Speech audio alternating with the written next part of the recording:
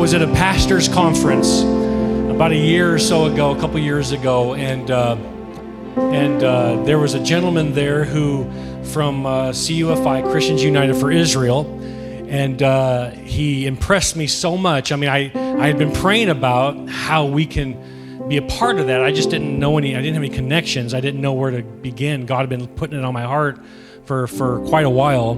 I got a call one day from a pastor up the street, a man by the name Pastor Jim Willoughby. He said, hey, we're having a luncheon, and the luncheon is going to be supporting or highlighting Christians United for Israel. Have a very special speaker there, and I said, absolutely, I'm in. I went. I was so impressed with this guy and the presentation that he gave. I came right back here, met with our board of directors the following Sunday, and said, listen, if we don't put our money where our mouth is, there's something wrong with us.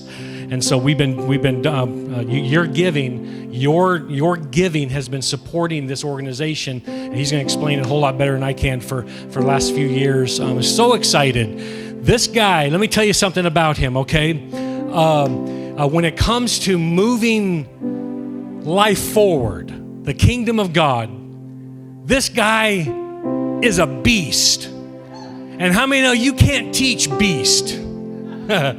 He makes Jesus grin. He makes the devil grimace. He is to the devil what the phone booth is to Clark Kent. Would you please give a great big Cross Hill Church welcome? I mean, don't patty cake. Let's do it big. Mr. Randy Neal.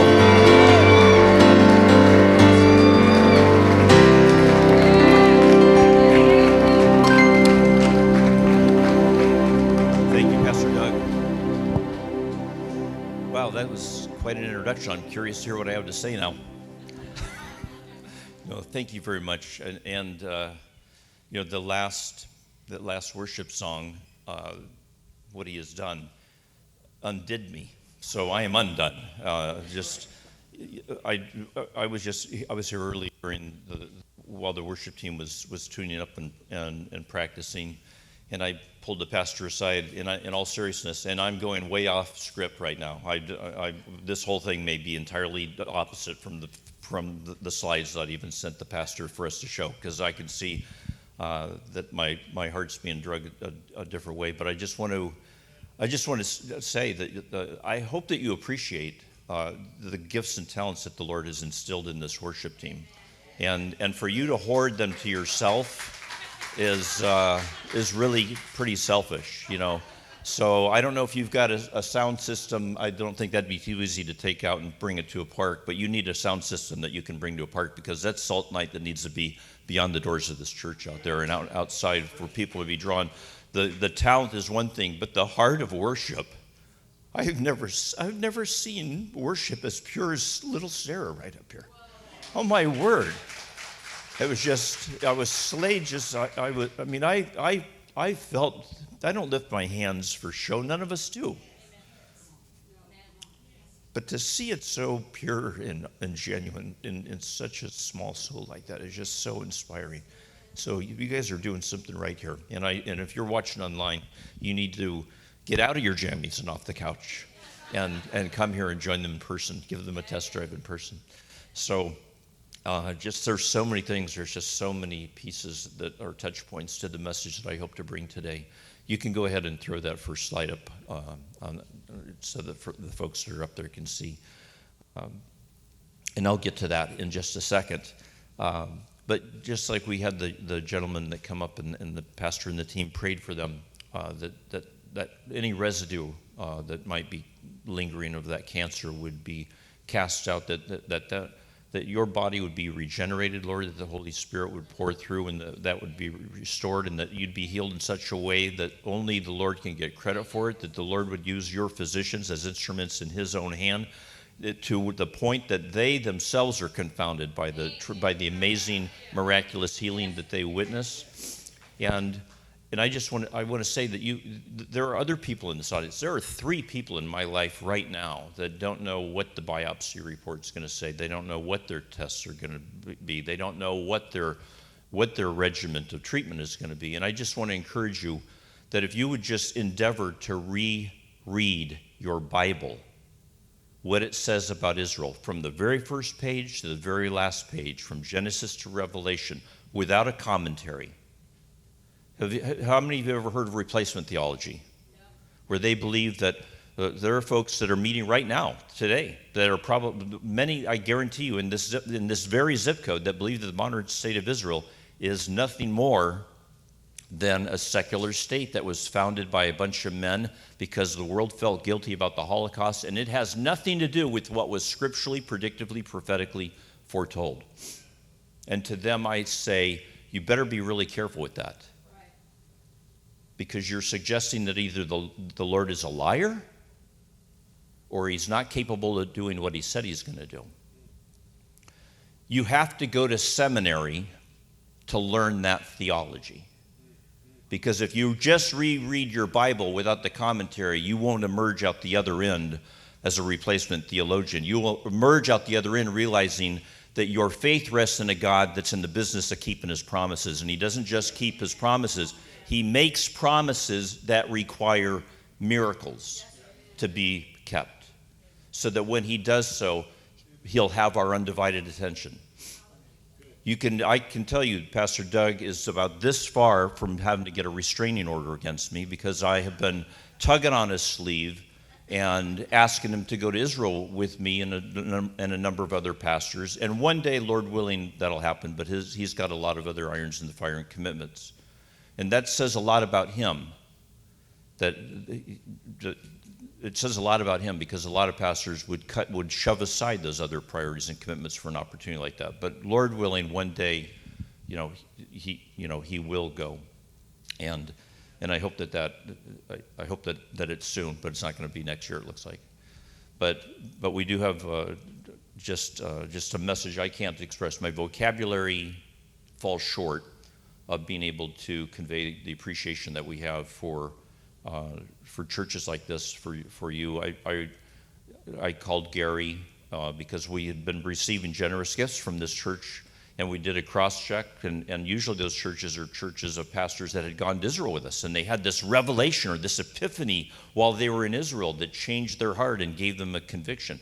Or there are pastors that elected to have an event like this at their church. One of their members said, hey, can we have Kufai come and do a Why Israel presentation? And somewhere in the midst of that and getting ready for it, then the pastor has an epiphany on that.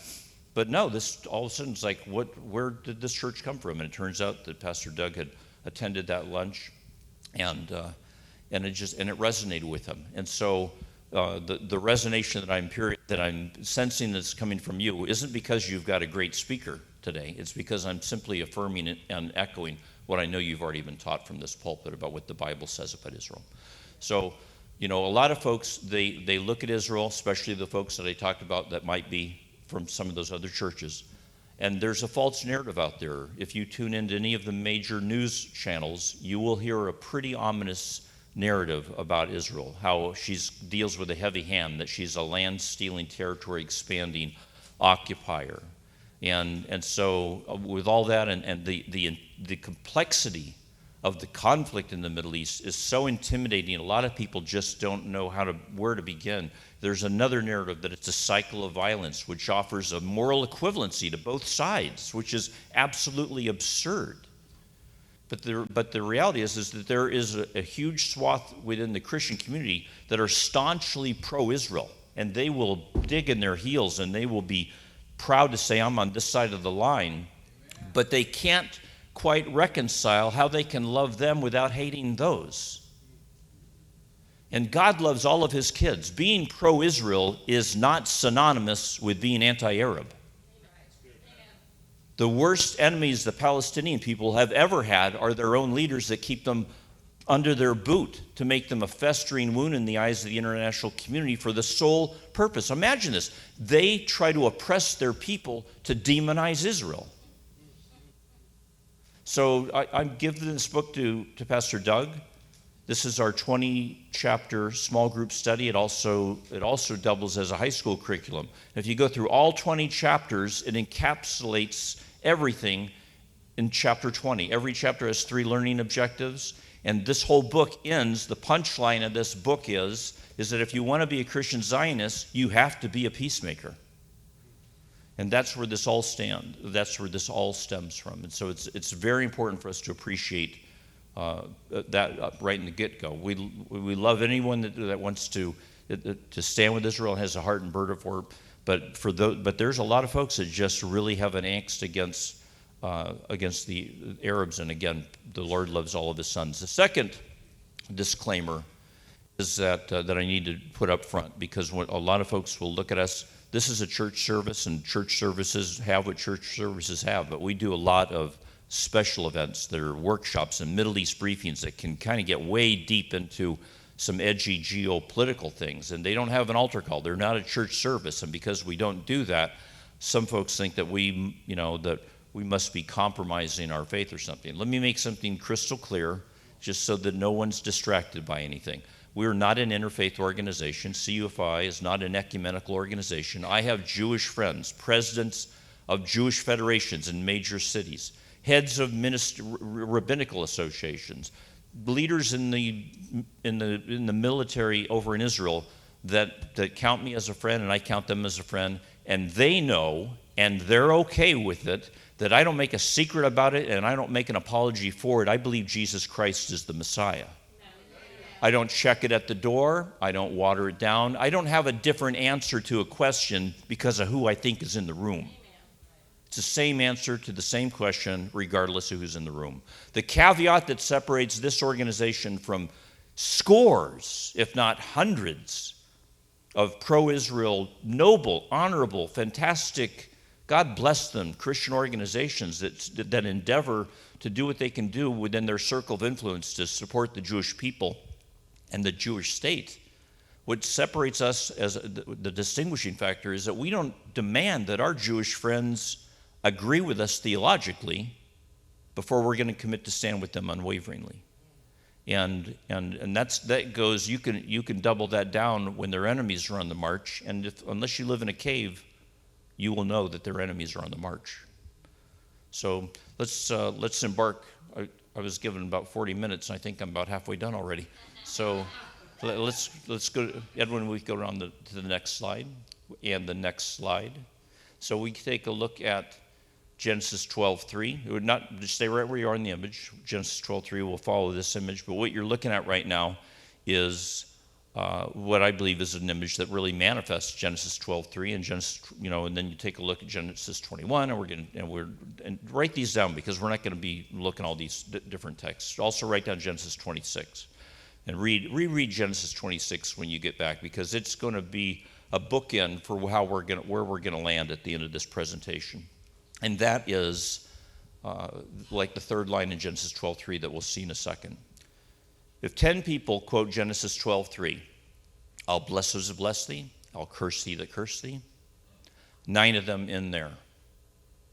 Only one will add on that third line, and in you all the families of the earth shall be blessed.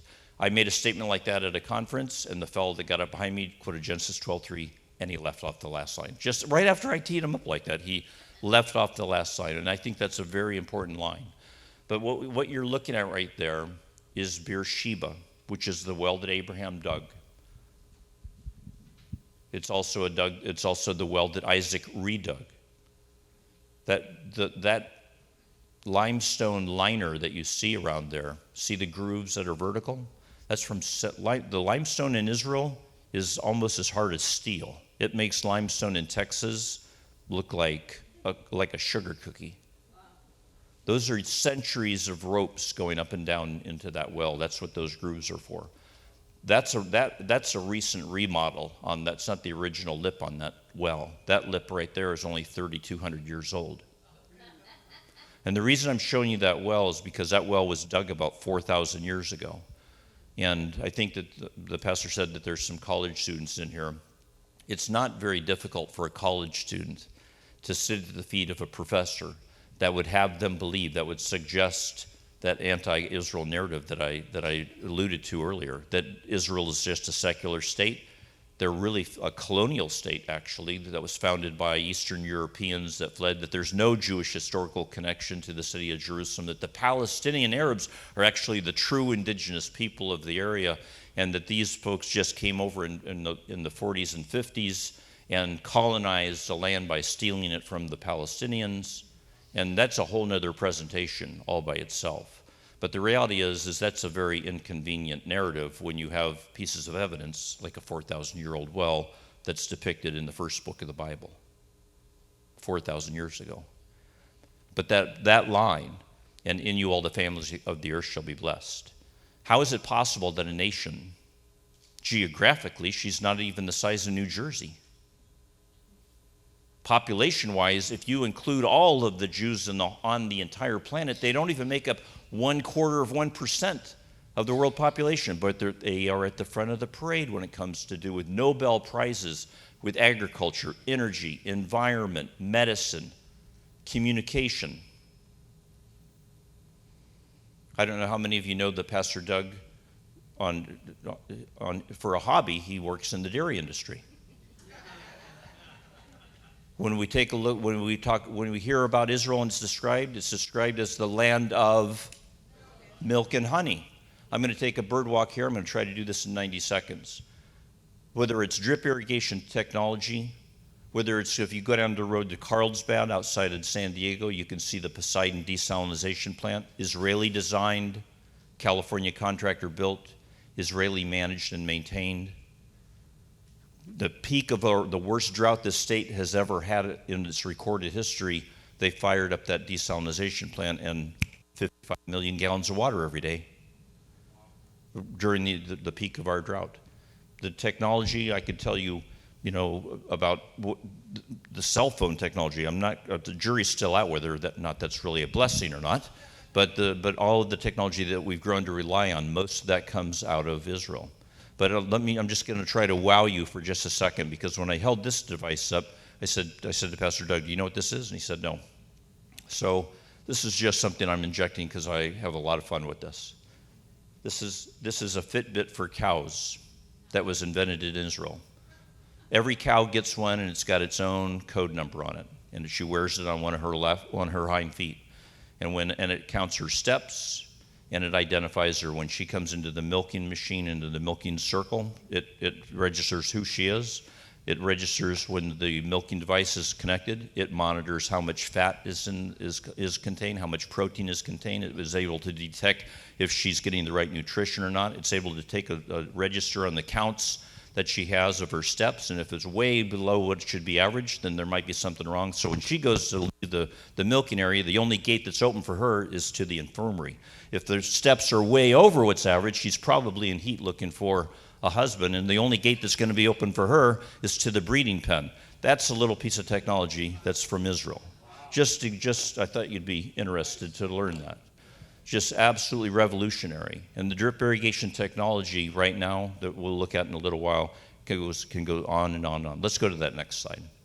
But as you take a look in Genesis 21, but I like to look at it better in Genesis 26, where you actually see Isaac. He goes to the king of the Philistines, Abimelech, and he says, "Hey, do you mind if I have permission to redig my dad's wells?"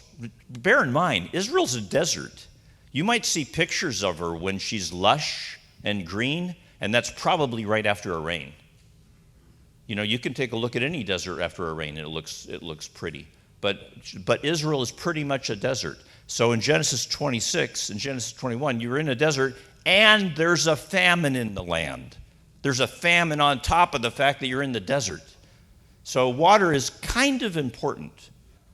And Isaac asks Abimelech, "Do you mind if I redig my dad's wells?" "Knock yourself out," he does, and he hits water again. And his crops thrive, and his herds grow, and his flocks explode, and his tribe gets stronger, and they kick him out of jealousy. They move him east, and he goes all the way east into where Abimelech finally realizes, I think I better not err on the side of cursing my Jewish neighbors. I think it might be in my best interest to normalize relations with my Jewish neighbors. And so he asks for a pact. He agrees, "I'll never harm you. You don't ever harm me. Clearly you have the blessing of your Lord on you, and I want some of that to rub off on me and my people."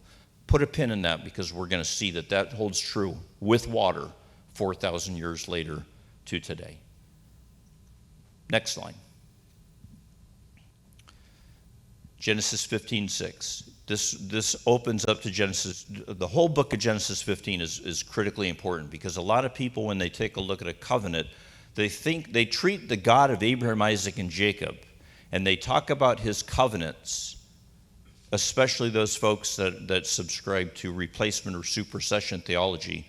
They deal with the seriousness. They deal with the faithfulness. They deal with the conviction of his covenant as though they're dealing with the Bureau of Indian Affairs. As though he can make a covenant and sign it in blood and carve it in stone and then change his mind. And he doesn't do that. They suggest through replacement theology that God didn't see it coming when the Jews rejected Jesus as the Messiah, and he had to steady himself and come up with a plan B. He didn't have to come up with a plan B. We're still in plan A. Yes, sir. But if you take a look at Genesis 15, you'll see the seriousness of his faithfulness, and you can't appreciate it unless you appreciate and understand the gravity of a blood covenant. Read Genesis 15 all the way through. I know that I have a hunch that there's a Bible study in Sarah's house every single day. So I'm not going to get into something that is going to be PG-13. But if you look at the reality of what's described in Genesis 15, it's graphic and it's gory. The Lord asked Abraham to go get me a heifer and a she-goat and a ram and a turtle-dove and a pigeon and take the hoofed animals and kill them and split them down the middle and rip them apart and sling them on either side, a pretty gory depiction, the birds on either side.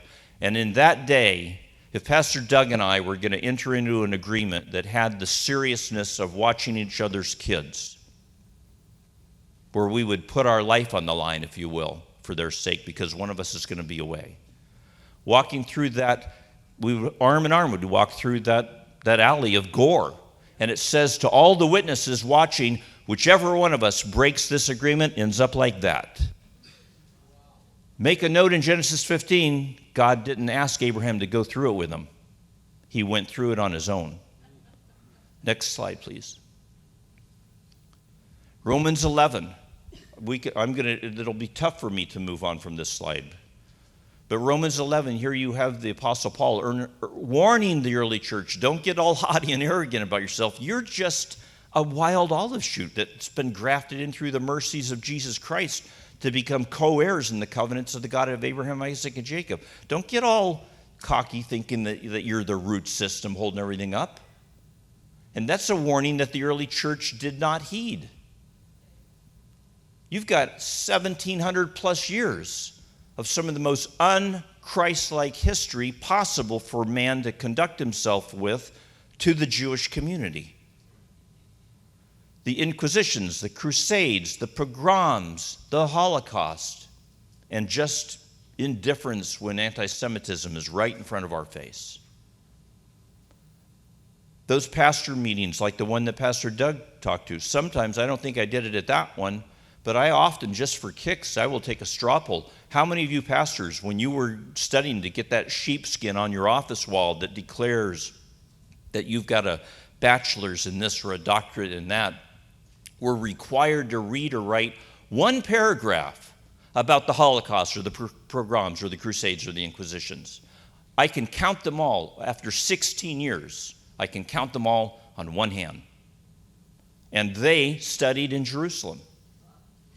And most people, like probably in this room right now, want to interrupt me and say, Randy, respectfully, now you're slinging mud on the bride's gown, man. You know as well as I know, the people that did those things, they didn't have the heart or mind of Christ. So don't be lumping that into the column of Christian history. And to that I respectfully say, go tell that to the Jewish community. Because as far as they're concerned, we're the successors of that legacy. Until we commit to change the trend. As Martin says, history doesn't repeat itself, but it tends to rhyme. And today, anti-Semitism is alive and well in the church. Replacement theology has a toehold and then some. and we were taking a look at the rise of anti-Semitism in this country, it seems to have slowed, because when it was skyrocketing, it was so horrific that people began to just stand up and speak up. There was a season just within 18 months ago where the flowers at one memorial of a synagogue shooting had not even wilted before another synagogue shooting would take place.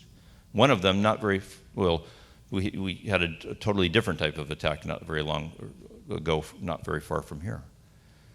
But one of the challenges that we're encouraging is for for Christians to see the merit and to consider the weight and the value, the significance of their single voice. Those empty chairs, there are not many of them here, but the empty chairs right now, those are one of the greatest assets of the enemies of Israel. But sometimes the folks that sit in the chairs, sometimes they're an asset of the enemies of Israel when they don't appreciate and realize the significance of their single voice. I'm not going to go off on a tangent. We're a single topic ministry, and we don't get into other social, political issues. But there was recently something in the Supreme Court that had to do with Roe versus Wade, and the reality is that Roe versus Wade took a law that had an act entirely illegal. They didn't even bother to take a detour through the rabbinical conversation and debate, well, what if the mother's life is in jeopardy? They didn't even go there. They just went from it being illegal to being a convenient, after-the-fact, legal form of birth control, because one person thought it was a good idea. And so many millions of Christians thought it was such a horrible idea that they didn't say anything about it because they thought plenty of other people would. And so part of today, we're hoping that you will realize that that's not going to be you. Next slide. Romans 15:27. Let's go into the next slide. Hebrews 6. Take a look at Hebrews 6. I love this. This is really the author of Hebrews 6 is quoting Genesis 15 in that blood covenant that I was talking about. This is where, and I come dangerously close to blasphemy when I'm taking the words Lord in something that is so cavalier and lighthearted. But the reality is that even boys that were raised in a Christian home would probably fall into this category. And that is, one day, and they remember the day, I don't know if Pastor Doug does or if Gary does or if Edwin remembers the day that they got their very first brand new bike. It was so new it still had cellophane wrappers on the handle and the seat. They had to pull it off, and they looked it over, and there wasn't a scratch on that bike anywhere. And their friend, who had scratches all over his bike, wanted to ride it around the block. And they said, no, I've seen the way you hop off of it while it's still rolling. You don't even use the kickstand. You're not going to get on my brand new bike. Well, let me just ride around. I've always wanted one of these, and I think I want this exact one, and I don't want to ask my parents for it unless I really know. I got to ride it around the block. Will you just let me? Do you swear to God you're not going to scratch it? This is exactly what the Lord's doing. He said, I swear to me, because there's no higher authority than himself. The author of Hebrews is citing Genesis 15 and saying that the Lord swore on himself. I swear to me, I swear to God, because there was no higher authority when he made his covenant. Next slide. You've seen Isaiah 66 more times than you can count. Many of you probably never caught the fact that it is inverted. It's a reflection. It's like a pretzel. It's like a mirror reflection of itself. You don't give birth before you go into labor. But that's exactly what millions of Christians believe happened. It's exactly what millions of observant Jews believed happened, that the nation of Israel was indeed born in a day. A nation was born at once. And then 5 Arab nations sought to cast every last Jew into the sea, and she went into labor. For about 18 months, she skirmished over the boundaries and the armistice lines that the United Nations had written with a dotted line on a map. Next slide. May 14th, I'm going to inject. What time do I hand this back to you? Oh, that's a dangerous thing to say. This is an important little learning kernel to inject here. On May 14th of 1948, this is really important, especially for those college students that sit at the feet of that professor I described. There was not, up until May 14th of 1948, there was not one Jew on 1 inch of then Palestine who had either inherited the land or paid highway robbery prices for it. Who had not either inherited the land or paid highway robbery prices for it. And we'll take a look at that in just a second. But the reality is on May 14th of 1948, there were about 1,600 Jews that lived in the Jewish quarter in the ancient city of Jerusalem. And on May 28th, there were 0. Those 1,600 Jews, their families had been getting their mail there as a figure of speech for over 1,000 years. Some say well over 1,500 years. Even when they're exiled, they'd rather pay a tax to live there as a second-class citizen than live for free somewhere else. May 14th, there were 1,600 of them there in the Jewish quarter. May 28th, 0, because Jordan didn't pay attention to the UN armistice lines, rolled right through Jerusalem like a steamroller, and either evicted, executed, or imprisoned every single one of them. Left the Jewish quarter as a rubble, forbid anyone to go in and even camp there in what was barely habitable because they wanted the rubble, the fallen quarter, to be a trophy as a testament to the world that the Jews would never return to Jerusalem. They did not anticipate what would happen 19 years later. Next slide. They'll rebuild their ruined cities and live in them again. They'll plant vineyards and drink their wine. They will make gardens and eat their fruit. I will plant Israel in their own land, never again to be uprooted from the land I've given them, says the Lord your God. When the Lord in whom your faith rests says, never again, how long do you think he means? Next slide. Ezekiel 36. Go home tonight and read all of Ezekiel 36 and 37. This land that was laid waste has become like the Garden of Eden. The cities that were lying in ruins, desolate and destroyed, are now fortified and inhabited. Remember what I just said? There was, up until May 14th, there was no Jews that were on 1 inch unless they'd purchased it or inherited it. If they had inherited it, it was probably already a pretty choice piece of real estate.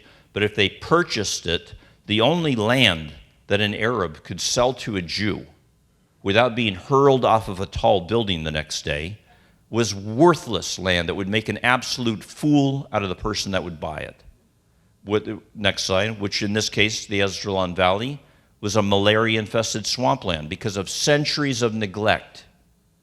Streams that could have been harnessed and channeled to turn it into a breadbasket were left unattended and to back up and to swell, and it was just a quagmire.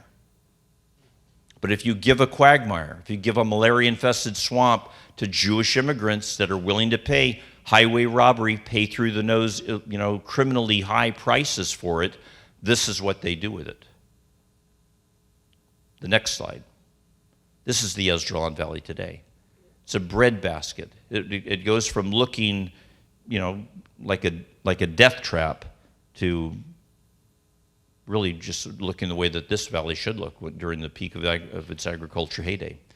If you take a look at the next slide, this is just up the road from Jaffa. We talked about Genesis 12 or Genesis 12:3. Genesis 12:3, I believe, one of the first manifestations that you can see of Genesis 12:3 is in Acts 10, where you have the centurion up in Caesarea, some pronounce it Caesarea. You have the centurion Cornelius, and he can audibly hear an angel of the Lord's voice saying that his offerings and his prayers have been received as an offering to the Lord, and he's compelled to send messengers down to Jaffa. Back then in Acts 10, it's called Joppa, and to go in or on the door of Simon Peter to bring him up to his house. And as you know how the story goes, Peter just had that vision of the sheet coming down and the command, kill and eat the unclean, which is a metaphor for it's time to bring the gospel of Jesus Christ to the Gentiles. What does that mean, kill and eat the unclean? see, I told you, I warned you that we're going to take a little bird walk here and there. So you have another centurion in Luke 7 who also sees something through Jesus Christ about the God of Abraham, Isaac, and Jacob. By Roman law, who are these Roman officers supposed to believe is God? Caesar. But they see something in this rabbi from Nazareth that gets their attention. The centurion in Luke 7 has a servant on their deathbed that's dying. And he goes to the Jewish elders and he says, can you get this rabbi Jesus to come into my house and heal my dying servant? What made him think that he could heal him?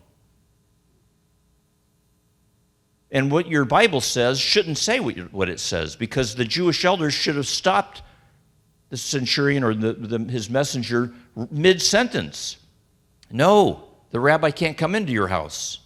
You're a Gentile, he's a rabbi, it's considered unclean. By the oral law of the day, a rabbi can't go into the house of a Gentile. That's what you see in Acts 10 when Peter hears that word, kill and eat the unclean. It's because Gentiles were right up there with dogs. And what happens in Luke 7? As they're making the case for Jesus to get around the forbidden and go into his house, the case they make for him is because he loves our nation. He's built us a synagogue. And they're trying to persuade Jesus to go into the house. So what happens? Messenger comes running up and says, Rabbi, don't even bother yourself.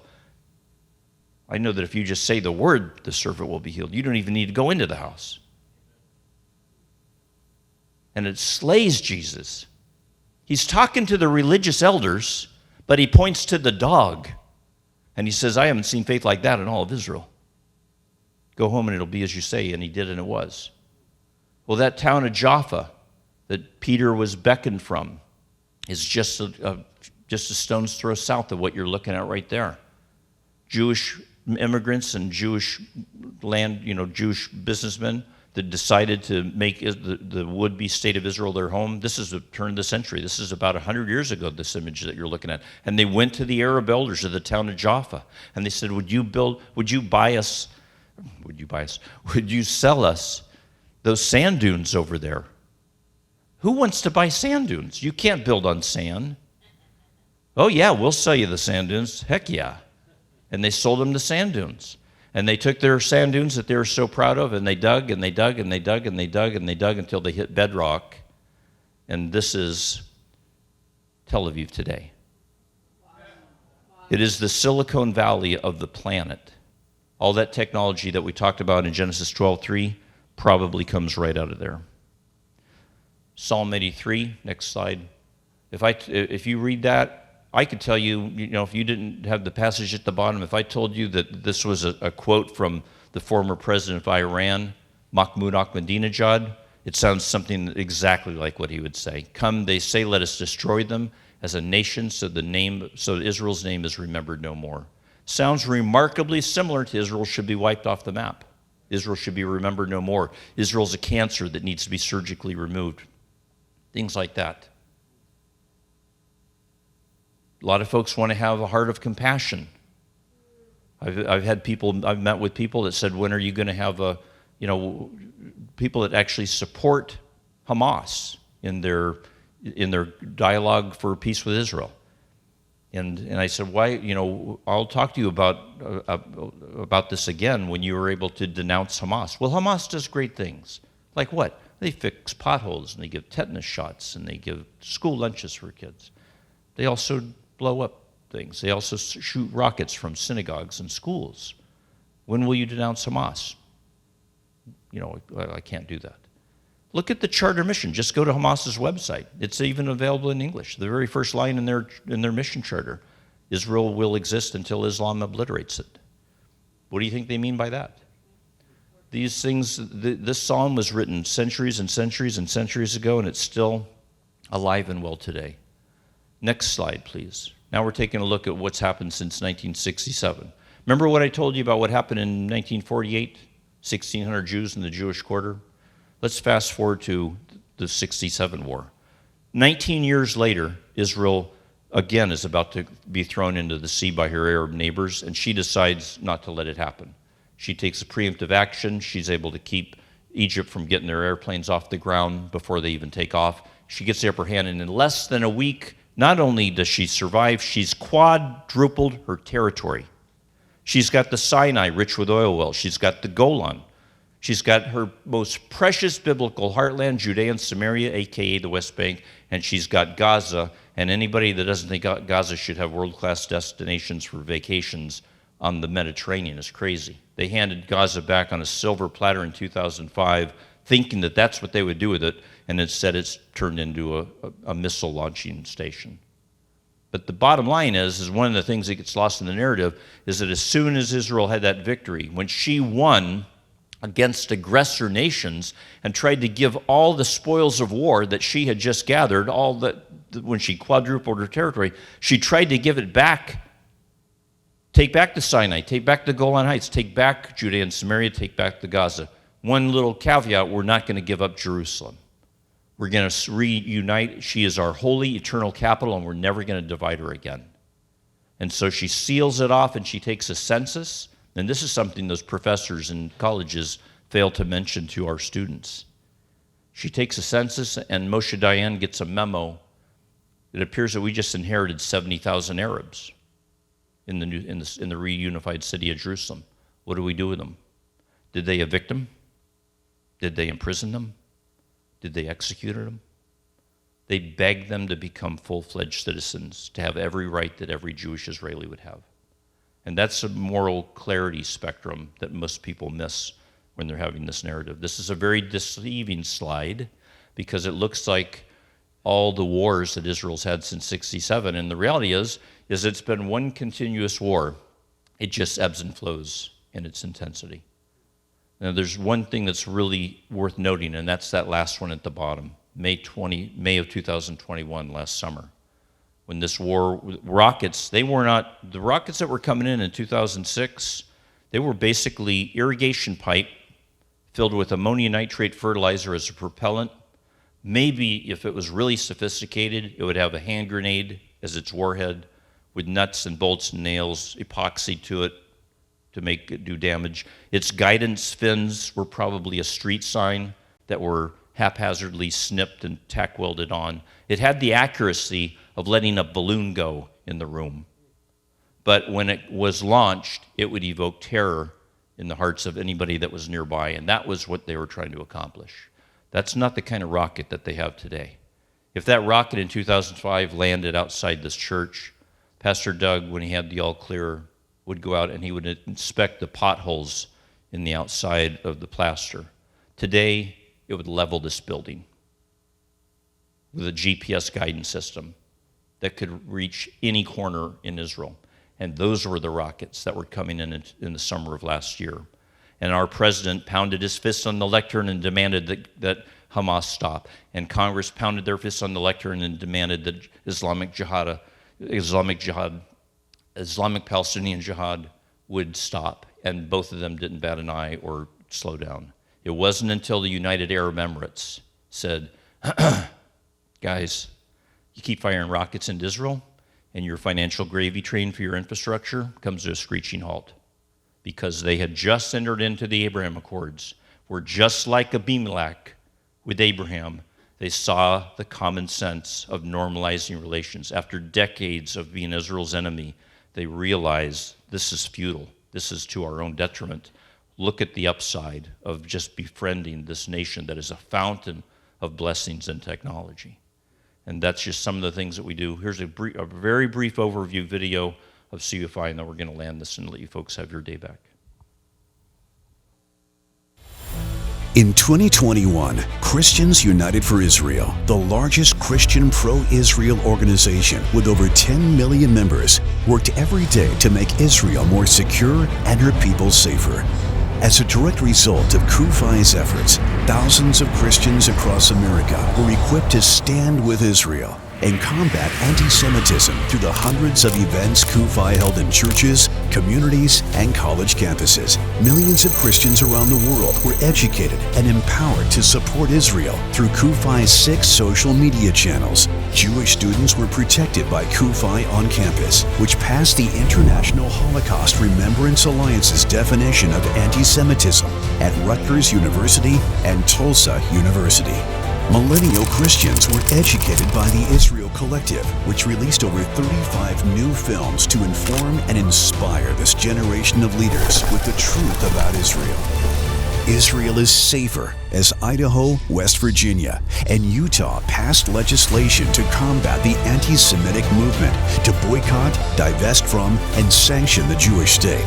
Israelis were comforted by Kufai's leadership and former ambassador to the UN, Nikki Haley, who visited Israeli communities most affected by Israel's May war with Hamas less than a month after the conflict. Israel was made more secure through a special meeting between the foreign minister of the UAE and a Kufai delegation, during which Kufai thanked the foreign minister for signing the Abraham Accords and bravely standing with Israel. In 2021, we weakened Israel's enemies, comforted the Jewish people, and made a significant difference for such a time as this. With your help and by God's grace, we will accomplish even more in 2022. For Zion's sake, we will not rest or be silent.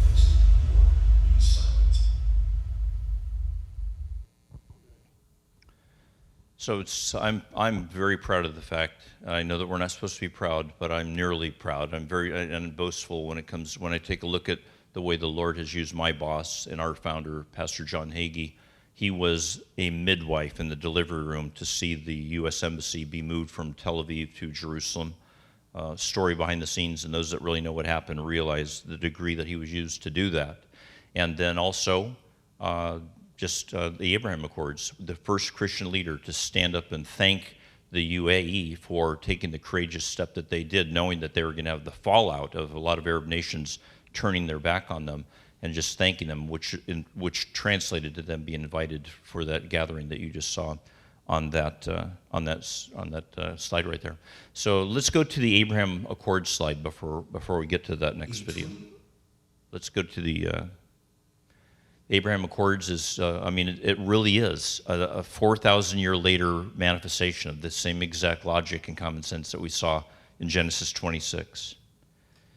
You know, when I ask Christians to consider if they would join their voice and join their vote to just look at what they can do within their circle of influence, a lot of them don't. They just don't get engaged. I can say that with conviction because I was one of them. I used to be the person that I'm hoping that I can reach in an audience like this. I used to be the guy that would say, God's in control, prayer's enough, faith works. And that I don't need to be, I don't need to be telling God what's going on. He knows what's going on. And in the process, I did not know what congressional district I lived in. I didn't know the name of my congressional representative, and I didn't take it seriously whether I voted or not. And when I challenge people to consider changing that and stepping up and paying attention to get involved, a lot of them will say, that's political, I'm biblical, I don't do political. In 1937, there were 940 Jews that left Hamburg, Germany on the SS St. Louis for Havana, Cuba. Most of them had been teed up to come to the U.S. for the process of becoming citizens with the visas to come into Cuba. By the time they made it to Cuba, those visas had been voided because they were sold illegally, erroneously, because the person selling them was taking the thousands of dollars and putting it in their own pocket. Jewish leaders frantically got together with our counterparts in the Christian community to try to force Congress to make a way for these people that tried to do things the right way. And they were told, that's political. We're religious, we don't do political. When there were photographs, aerial shots of the concentration camps over Poland, and the bombing raids, the flights that the Allied forces were taking to take out the oil refineries for Hitler's war machine, they were literally flying over the concentration camps to get there. And there are a lot of Jewish leaders that thought, let's try to do surgical strikes. Let's try to do something to shut down the railroad tracks or something to force the international community to recognize what's going on. 400 rabbis gathered in Washington, D.C., and they begged pastors and Christian leaders to join them, to send the message, let's do something, let's not take a blind eye to this. And they were told respectfully, that's political, we're religious, we don't do political. And just like we talked about Roe versus Wade, millions of Christians thought it was such a horrible idea that they said nothing about it because they thought plenty of other people would.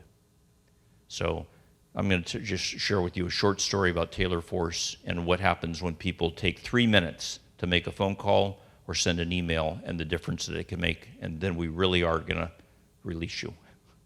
That last slide, or that last video.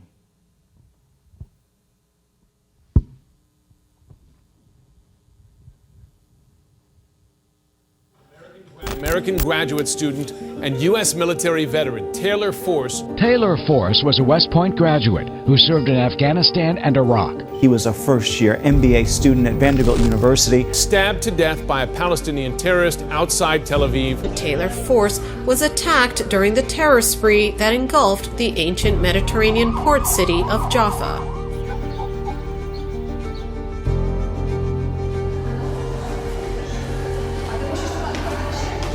U.S. taxpayer money, say critics, handed over to Palestinian terrorists and rewarding their relatives. It's called the Taylor Force Act. Called the Taylor Force Act, would cut off U.S. aid to the Palestinian Authority if it does not stop the payments. The U.S. gives the Palestinian Authority more than $300 million a year, and the PA reportedly shells out that much to the families, about 7% of its total budget.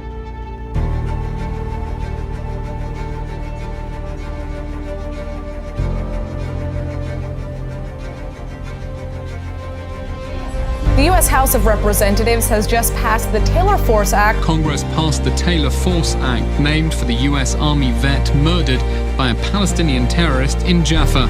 Today is to thank the leadership, the staff, and most importantly you, the members and friends of CUFI, for your early, strong, and obviously effective support of the Taylor Force Act.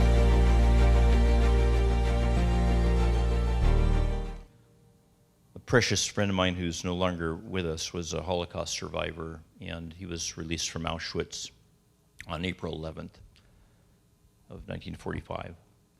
And if he was here, he would explain to you that as horrific as the Holocaust was, everything leading up to it and through it, even the hell on earth that took place in Auschwitz, pretty much is a parallel on a spectrum, with that being the extreme.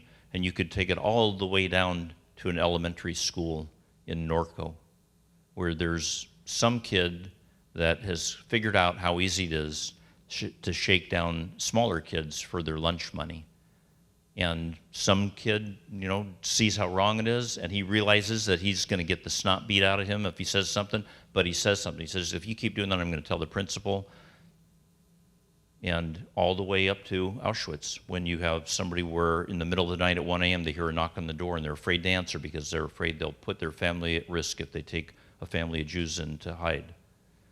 And in every case, either that simple or that extreme, there is always ever the perpetrator, the victim, the bystander, and the intervener. And we're asking you to be an intervener. We're asking you just to join our rapid response team. This card is in that white book that you received. Just there, it says pledge, but there's no financial commitment. Your church is already more than doing that. And we're just asking you to consider being part of the rapid response team that you just saw that leapt into action with the Taylor Force Act. Those people, those 1.5 million people, were people that sat in an event just like this and filled out the card like you have in your hand right now. And we would just ask you to consider it. We don't need another email. That video is barely a year old. We're from 10 million to 12 million now. We don't need another email. We need people that will actually respond if there's an action alert that goes out. But I thank you very much.